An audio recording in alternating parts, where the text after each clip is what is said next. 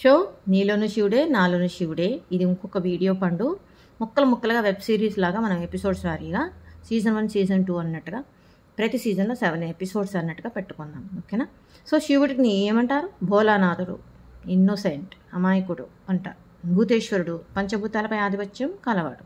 దయాళుడు, దయగలవాడు. Vachaspati, Umapathi, ఉమ్మకిపతి, like and ఆధిపత్యం అనేది ఆయనకి సాధ్యం. ఓకే. చంద్రప్రకాశుడు, గంగాధరుడు, గంగని మోసేవాడు కదా. గిరిజాపతి, నాగభూషణుడు అంటే స్నేక్స్ ఉంటాయి కదా ఆర్నమెంట్గా. సో భూషణము, ఏది భూషణం ఆయనకి? నాగభూషణము. నాగభూషణ్ పేరు పెట్టుకుంటారు కొంతమంది, అంటే వాళ్ళ అమ్మ నాన్నలు పెడతారు కదా పేరు. నా పేరు నాగభూషణ్ అంటారు, అంటే స్నేక్సే ఒక ఆభరణంగా కలవాడు. జ్యుతిధారుడు అంటే నూర్ అల్లా అంటారు కదా ఇస్లాంలో. అల్లాని అంటే వెలుగు. ఆ వెలుగు మనకి 2 కళ్ళు సరిపోపండు. స్పెషల్గా కొన్ని సొఫిస్టికేటెడ్ టెక్నాలజీ ద్వారా కొన్ని కళ్ళు మనకి డిజైన్ చేసి దేవుడు పెట్టుకో ఇప్పుడు నన్ను చూడు అన్నట్టు. అంత నూరు అంటే ఆ వెలుగుకి మనం తట్టుకోలేము.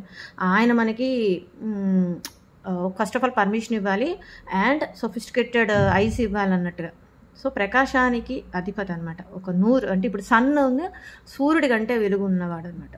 అలానే దిగంబరుడు అంటే ఇప్పుడు చూడు ఒక రకంగా నీకు అర్థమైంది కదా దిగంబరుడు అంటే. బట్ ఇంకో కోణంలో ఒక ఆకాశమే ఆయనకి ఎటైర్, బట్ట అనమాట, బట్టలు. సో బతికి బట్ట కట్టడం అంటే ఏంటి? బతికున్నోడే బట్టలు కొట్టుకుంటాడు. కానీ ఈయన దిగంబరుడు. ఈయనకి అసలు ఒక ఆకాశమే ఆయనకి తలుచుకుంటే ఒక ఆకాశమే ఆయనకి ఒక బట్ట అవుతుంది, క్లోత్. సో దుర్జనీయుడు అంటే చాలా అసలు మనం అర్థం చేసుకోవాలన్నా ఒక్కోసారి అర్థం కాదు. ఏంటి శ్మశానంలో ఉన్నాడు ఇలా అనుకుంటాం కదా. అట్లా చాగంటి గారి ప్రవచనంలో శ్మశానంలో శివుడు ఎందుకున్నాడో కూడా చెప్తారు ఆయన. అలానే దుర్జయుడు అంటే ఓటమిని ఎరుగని వాడు, అంటే ఆయన్ని ఓడించలేరు ఎవరు.